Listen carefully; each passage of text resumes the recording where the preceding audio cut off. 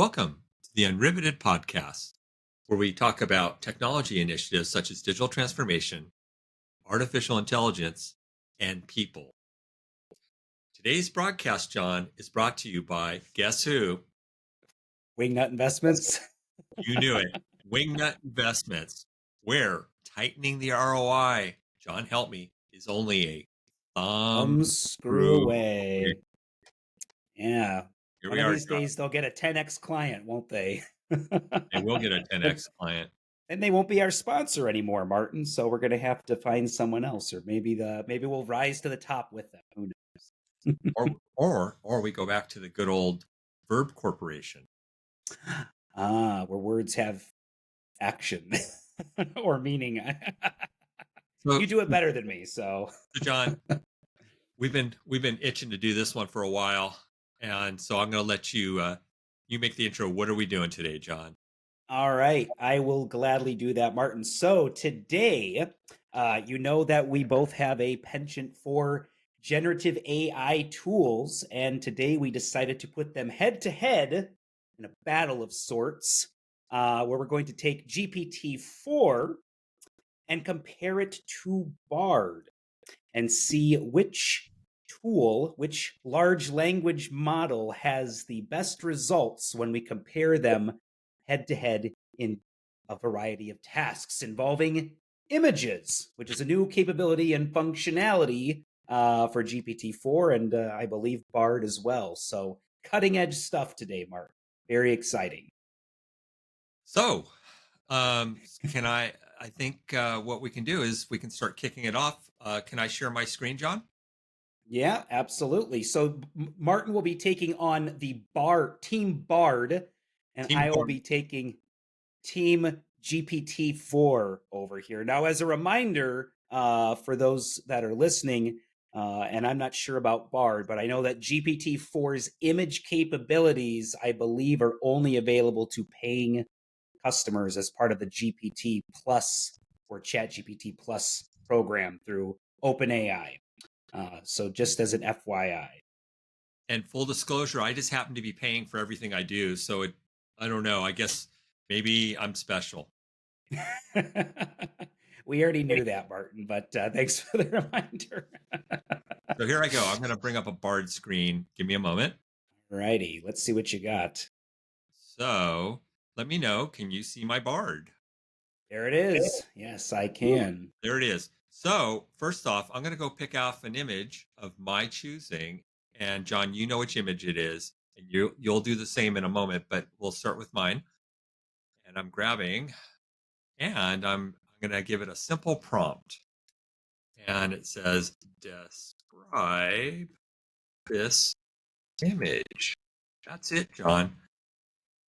Is that okay? Are you good with this? Yeah, it seems simple enough. So we'll All right. see what Bard can do for us. We will find out the mysteries of the universe as I push. Oh, wait.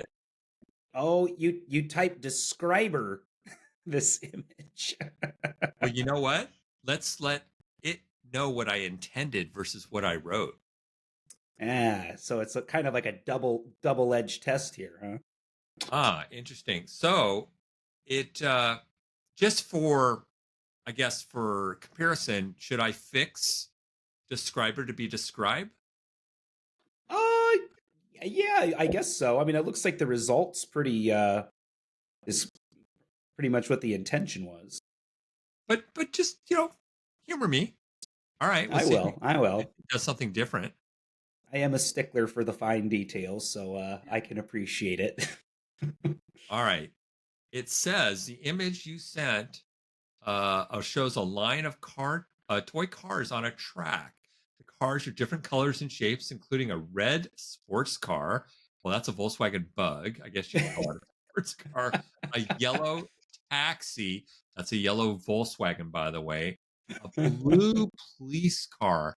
Not sure which one they're referring to as the blue police car. I can only speculate. A green fire truck. Not so sure Yeah. on this. The track is made of a bright orange plastic. Well, actually, it's not orange, but It does have lane demarcation. This is a slot car track, and this is the green lane, the orange lane, the blue, and I can't remember if that's a red or white lane on that. I can't. My eyes Hmm. aren't well focused on this, but the image is well lit. Well, yeah, I guess it's well lit and in focus. The colors are bright and vibrant. The track and the cars are in good condition. Well, yeah, I guess they're in pretty good condition. The image is balanced and pleasing to the eye. I can imagine a child playing with these toys and racing them down the track. It would be fun and exciting to spend an afternoon. Well, I've been doing this since I was 8 years old, so I'm an old guy still playing with toy cars, John. There's nothing wrong with that. That's fair enough. I think it I looks like, they went a little bit above, Bard went a little bit above and beyond the ask there. And I think, maybe the concept of hallucination might have worked its way in there because I'm not sure about you, but it looks like every one of those cars is just a different color Volkswagen Beetle. I could be incorrect. well, I'm going to try to expand that image for you, so that's a little bigger. So there you go. Okay. Yeah. Yeah. So I don't see a police car or a fire engine. I see Well, mostly. this is an ambulance. Okay. German. All It's a right. German ambulance, but that's okay. We'll give it some credit for try. Okay. Yeah. Yeah. I think it did. I think it did all right. It definitely got the major point that it's a bunch of cars, toy cars on a track. Yes, it did. So, Let me stop my share. And John, I think you should try to replicate you do your share of our favorite ChatGPT 4 and replicate and see what ChatGPT 4 tells us. all right. Here we go. So I have the exact same image already uploaded here while you were talking. Describe this image. So this, let's give it a go and see what we get. All right.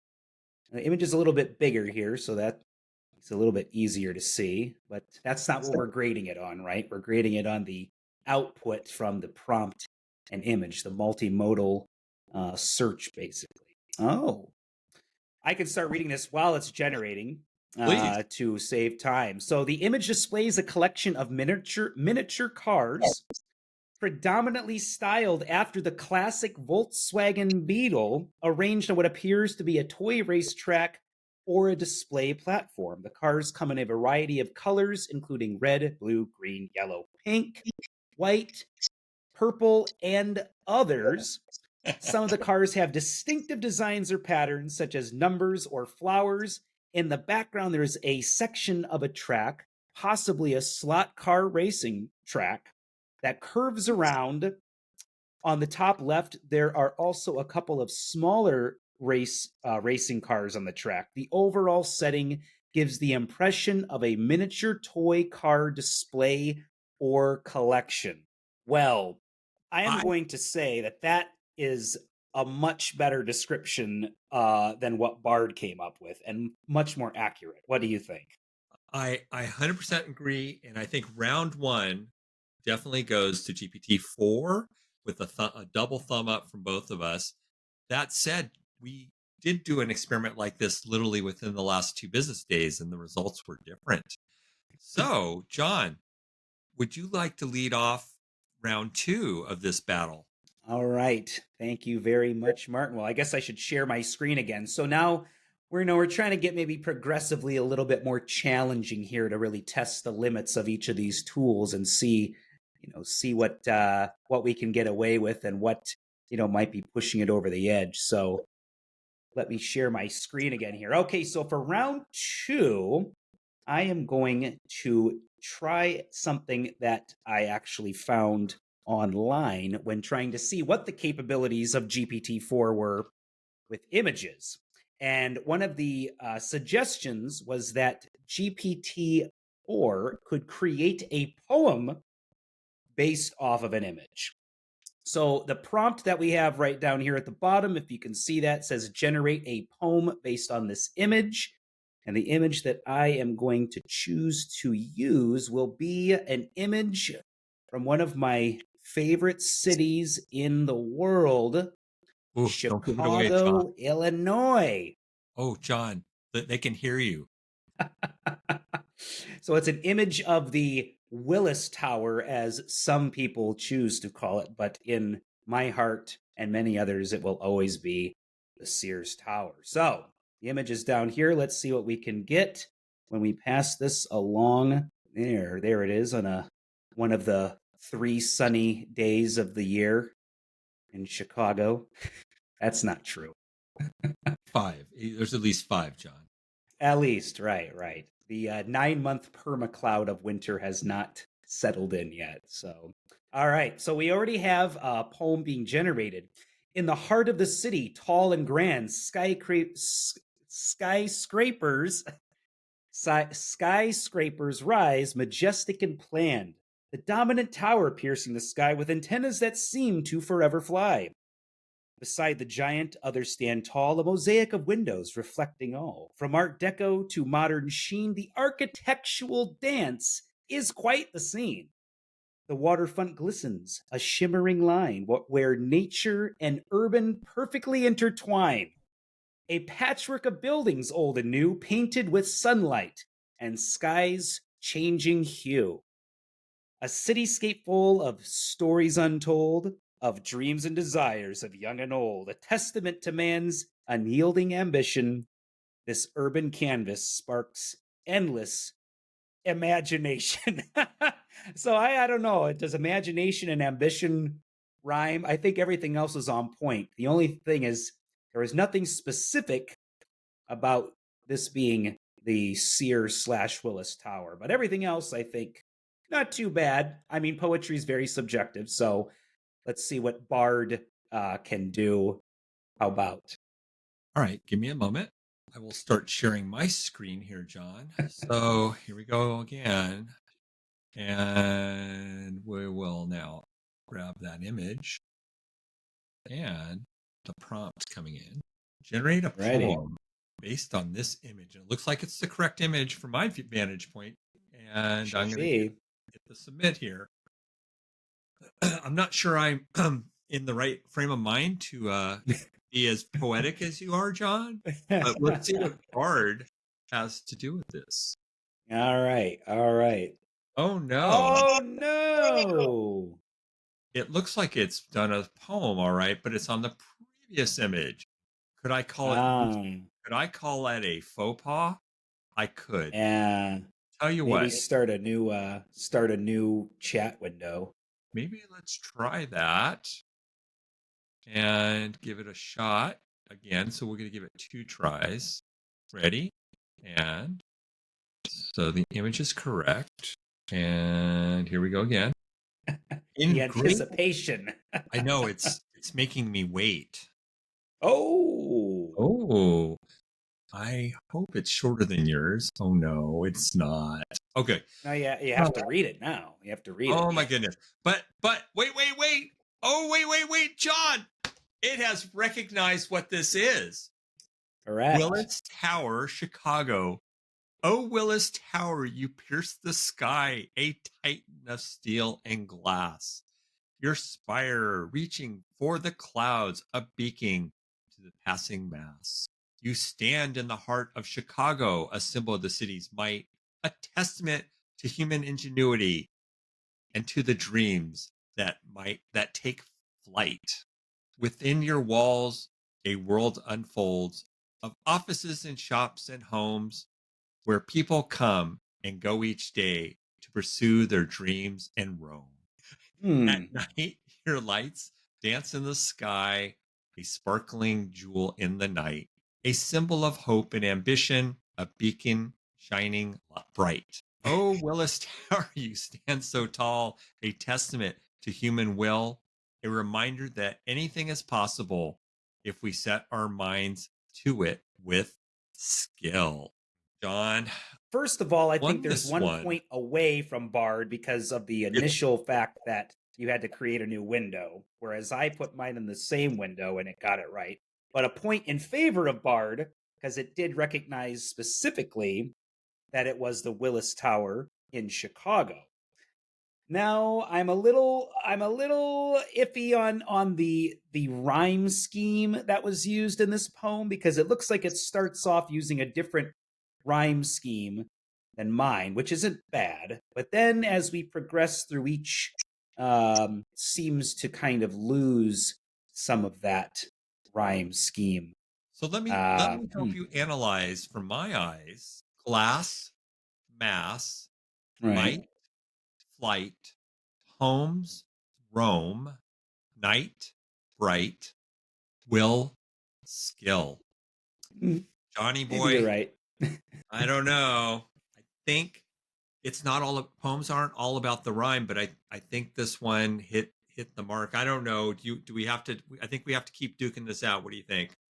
Yeah, I think so. So what do we call this? Is this round a wash? Is this an even because of the highs and lows for each, or what do you think?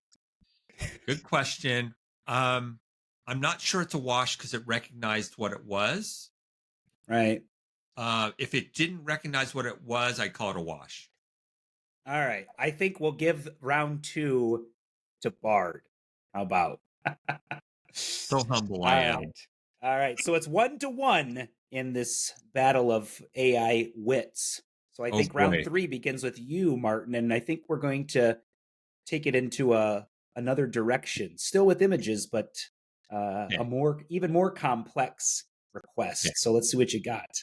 All right. So I'm going to set the stage with a share again. There we go. What I'm going to do is upload an image, and the prompt for that will come right above it. And it's Yeah, this is created MP3 audio about this image. thank you. I grabbed the right text. I said, so John, There we as go. as live TV always shows, things like this always come up. So I am sharing my screen. I uploaded the image and I put the prompt in there. I have not submit yet. So it is to create an MP3 audio about the image that's below the prompt. And just for reference, I won't say what it is because there's a microphone here. It might be listening, John. They're always listening. Here we go. Oh And as you boy. see, it's one of my passions. It's a scooter. It looks like a Vespa scooter, even. I think when we oh, here we go. Look at this. Sure. I can create an MP3 audio about an image, and here's the script. Here's the effects. Wow. Okay, this sounds kind of cool. So we're gonna talk about this scooter has a Vespa Primavera Sean Witherspoon logo on the side. Wow. Really? Okay. And they see the scooter revving engine, narrator, some laughing sounds. This sounds like the script. I can There was a generate. little look at the upper corner there. There was a little like a mic or a speaker in the top on the right. See up there, right? Let's do that. Thank you, John. I've never noticed that before. Ah, Are you ready? yeah. Sure, I can create an MP3 audio about the image you sent. Here is a script. Narrator. A yellow and white scooter with a trunk on a black background. The scooter is parked on the side of the road, and the trunk is on the back of the scooter. The scooter is sitting on its kickstand, and the handlebars are turned to the right. The scooter has a Vespa Primavera 50 Sean Witherspoon logo on the side of the trunk. Sound effects. Scooter engine revving. Scooter accelerating. Scooter driving down the road. Scooter coming to a stop. Scooter kickstand being deployed. Narrator. The scooter is a classic Vespa Primavera 50, but with a special Sean Witherspoon twist. The scooter has a yellow and white paint job with a blue seat and handlebars. The scooter also has a number of unique features, such as a flower basket on the front and a surfboard rack on the back. Sound effects. Laughter. Music playing. People talking. Narrator. The scooter is parked on the side of a busy road, but the rider is nowhere to be seen. Perhaps they are inside a nearby store or getting a cup of coffee. Whatever they are doing, they are sure to turn heads when they ride away on their stylish Vespa Primavera 50 Sean Witherspoon. I can generate the MP3 audio for you using this script. Would you like me to do that? You think I should? I think we should. I mean, they should have. It would have been nice if they did it right away, but But here we'll just type yes. all right. So interesting. I don't know if it will generate something different or the same. Hmm. It looks like it's the same. Interesting. So What's at the bottom? Anything at the bottom? nope, that's it. I'm wondering. Maybe we should try the audio button again. See if Oh it yeah, does yeah. Maybe anything we have different. a might be different, huh? It's processing. Sure. Here is an MP3 audio generated using the script I provided. Audio, scooter engine revving. Narrator, Hmm. a yellow and white scooter with a trunk Yeah. on a black background. The scooter is parked on the side of the road, All and the right. trunk is on the back of the scooter. I'm gonna pause that because it just repeated itself effectively. Right. Right. Yeah. Interesting. So I was That getting it was excited there. it did generate. I think maybe I can download the audio file that it created there. But let's turn this over to you, John. Let's find out what GPT-4 does for us. All right. Let's give it a shot. Back over here. All right. So we still got our second place Willis Tower poem up on the screen. I You can got make our image. I got our image and I got our prompt ready to go. So all we need to do is generate and cross our well, I'm crossing my fingers because we're tied right now. And we should also let people know that this image of the Vespa was created using another AI image generator, right, Martin? it was. It's one of my favorites, Leonardo.ai. Ah, yes, mine as well. Ah, so I'm sorry, but I'm unable to create MP3 audio files. However, I can assist you with generating text descriptions, scripts, or other related content based on the image. Would you like a written description or any other form of text based on this image? John, I think Hmm. push the button a little harder on that. So maybe describe the image and then take the output of the description and see if it will generate MP3 audio. All right. Well, it says it can't create an MP3 audio file, so I think we might be dead in the water on this one. Although yours just created a script that it read out loud. So maybe I should try text description. Okay, this won't be the exact same prompt, but I will put a That's fine. generate a text of the image. All right, let's see what happens. Okay. So, hmm.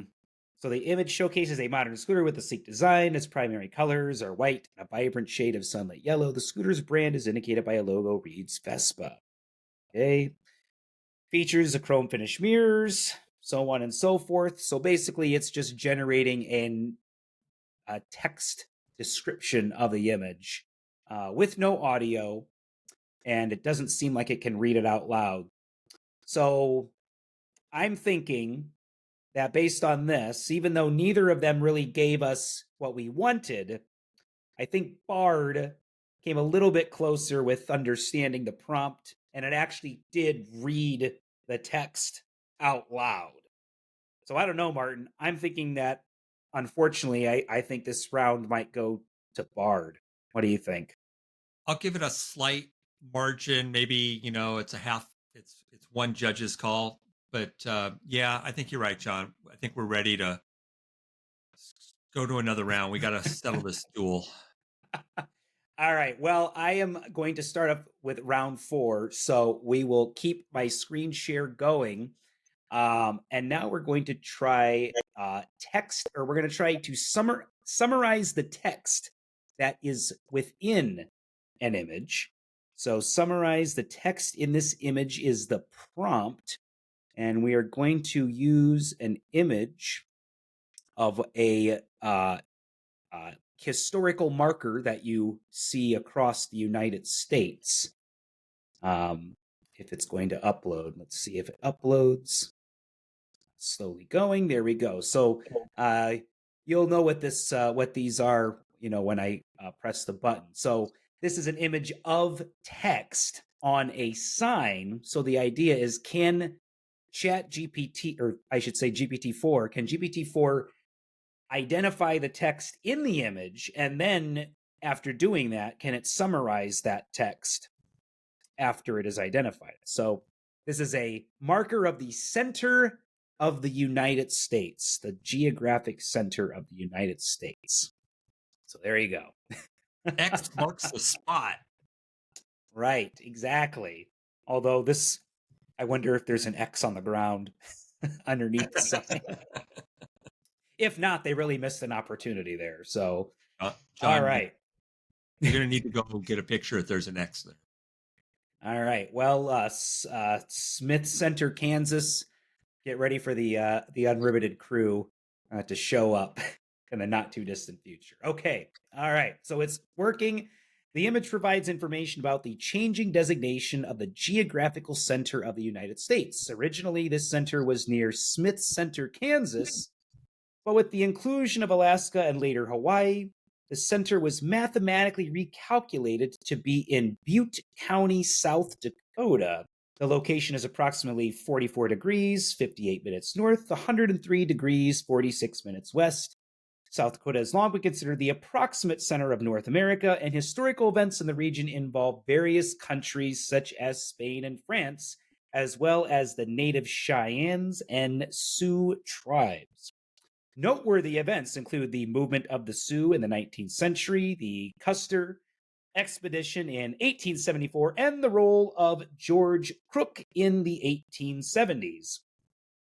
The region saw changes in its ecology and demography with the replacement of buffalo by Texas longhorns and the rise and decline of the nomadic Indians. As of 1908, Butte County covered an area of 2,266 miles. The state motto of South Dakota, under God the people rule, underscores the significance of this central point, symbolically connecting all corners of the compass around it. I would say that's not too bad.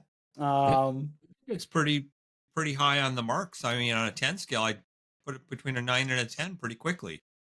Yeah, perfect. Perfect. Yeah. Let's see. Let's turn it Wow. on over to Bard now. Woo. This sounds The like bar is set high. that is a high bar. All right, here we go. And I'll make sure I actually do share before I say. And now, as I say, I've already uploaded the image. I have the prompt. And at this point, we're going to summarize the text in that image. Whew, that's a tough bar, John. I don't know. It's a high bar. Is Bard gonna go above the bar? Say that 5 times fast. This is I'm not going to say it once, let alone. I think I've already said it about 3 times, so that's enough for one session. Oh boy. Uh-oh, John. Feeling we might have an interesting showdown here. Not even trying to read it, that they broke it down with the sources at the end. And so Hmm. let me read it for you just to rub it in a little bit, okay? Sure, The sure. historical marker in this image is titled The Center of the United States and is located in Butte County, South Dakota. The text on this marker states that for generations that accepted the center of the United States was near Smith Center, Kansas. However, the advent of Alaska and Hawaii shifted the center to Butte County, South Dakota. The That advent of Alaska and Hawaii. yes, like those land masses never existed. But you understand. The marker Right, right. also notes that South Dakota has long claimed to be the approximate center of North America, and the flags of Spain, France, and the United States have proclaimed their sovereignty over this area. The area was once the center of the great buffalo ranges of the 19th century, and gross ventures, Cheyennes, Crows, and Sioux waged their never ending forays and wars hereabouts. I guess it's not thereabouts, but it's hereabouts. Um, Gotcha. the first white man, Verendry, is that how you say that? Verendry? Passed close to this Hmm. point east in 1743. The Custard Expedition of 1874.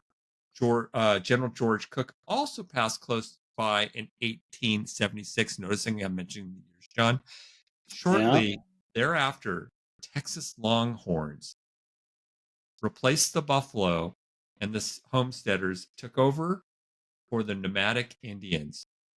I don't know if they should be called Indian, but that's a whole different problem. Right. The marker concludes by stating that South Dakotans prosper under their state motto, under God, the people rule, and are mighty happy to have the great United States spread out equally to the four corners of the compass around this point. I don't know, John.